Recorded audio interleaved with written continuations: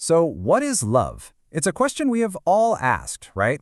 But what if I told you that one of the most powerful answers ever came not from some modern guru, but from a wine-soaked dinner party in ancient Athens?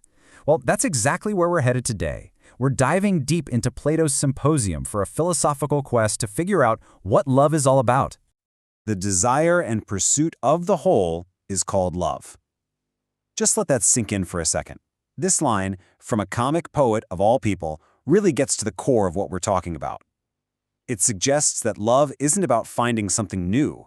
It's about getting back a piece of ourselves that we've lost. It's a search for completion. And we're about to see why. So, picture the scene. We are not in some stuffy lecture hall. We're at a symposium, which is basically a dinner party, at the house of a poet named Agathon. He's just won a huge award, and all the intellectual heavy hitters of Athens are there to celebrate. We're talking about a real who's who of ancient Greek genius. Okay, so everyone's a little hungover from the night before. One of the guests, a doctor named Eryximachus, has an idea.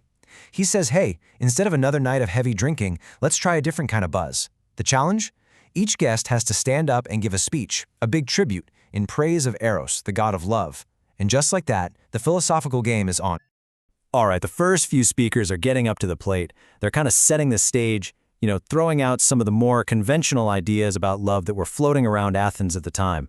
Let's hear their opening arguments.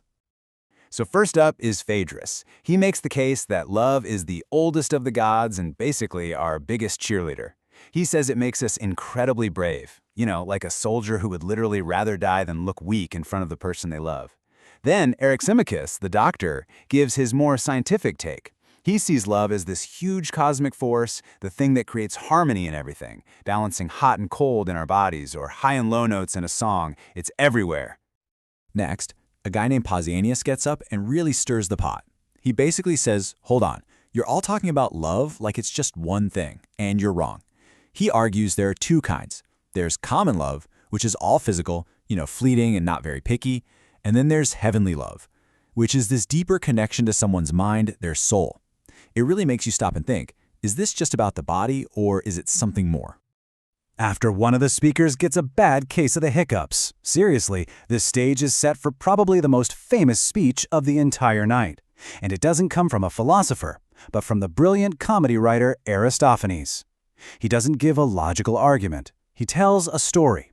A wild, totally unforgettable myth about where we came from. Okay, you have to hear this. Aristophanes says that a long time ago, humans were these powerful, round creatures with 4 arms, 4 legs, 2 faces, basically 2 people fused together. We were so strong that the gods got nervous. Zeus didn't want to just wipe us out, so he came up with a clever solution. He split us right down the middle.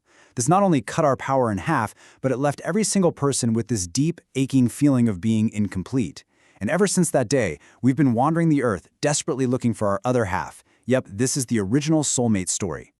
The speeches so far have been amazing, right? But then, it's Socrates' turn. And if you know anything about Socrates, you know the whole game is about to change. He doesn't just add his own little idea. He takes everything that's been said and completely turns it on its head. So Socrates starts by saying he learned everything he knows from a wise woman named Deiotoma. And her wisdom starts with a killer question.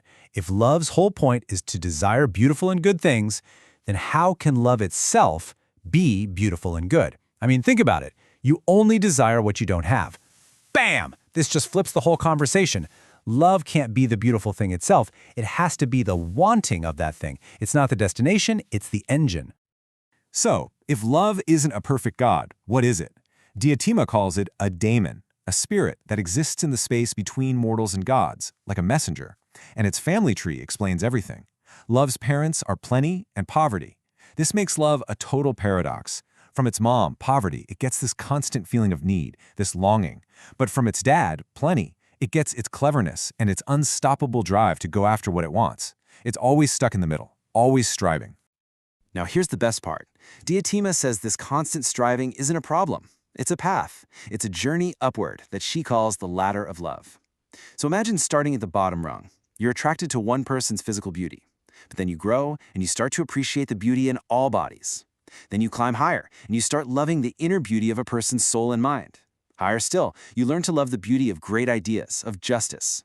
Each step moves you from the physical to the abstract, until at the very top you get a glimpse of the final prize, the pure, unchanging form of beauty itself.